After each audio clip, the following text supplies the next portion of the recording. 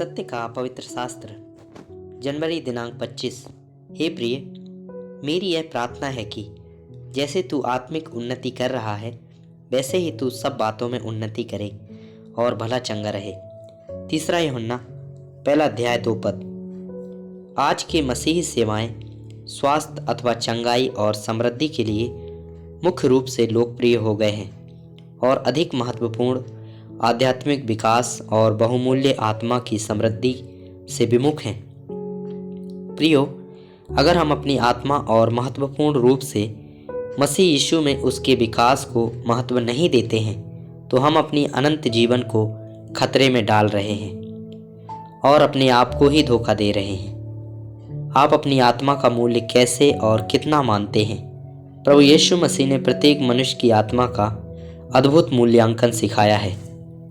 मत्ती 16 अध्याय का 26 पद, यदि मनुष्य सारे जगत को प्राप्त करे और अपने प्राण की हानि उठाए तो उसे क्या लाभ होगा, या मनुष्य अपने प्राण के बदले में क्या देगा। अब सबसे पहले आइए यह समझने का प्रयत्न करें कि हम अपनी आत्मा को कैसे बचा सकते हैं।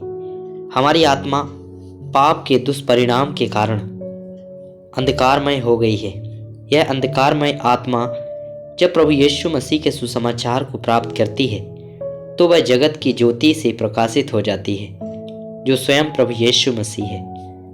जब प्रकाश किसी व्यक्ति के हृदय में प्रवेश करता है तो यह पुराने पापी स्वभाव को दोषी ठहराता है और व्यक्ति को क्रूस के चरणों में आने और उद्धार का उचित वरदान को प्राप्त करने के लिए विवश करता है। जैसे ही आत्मा प्रकाशित होती है और आत्मा का तेज उसमें आ जाता है, प्रभु यीशु मसीह पर विश्वास और प्रभु यीशु मसीह के पाप रहित रक्त की शुद्धि करने वाली शक्ति हमें शैतान और पाप के बंधन से छुड़ाता है।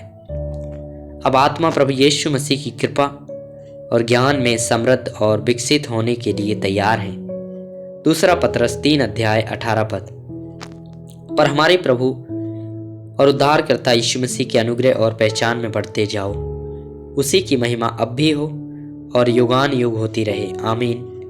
पुनर्जीवित आत्मा परमेश्वर के वचन, प्रार्थना, संगति के उचित आत्मिक पोषण और नियमित स्वपरीक्षा और प्रभु की मेज में भागीदारी के माध्यम से समृद्ध होगी।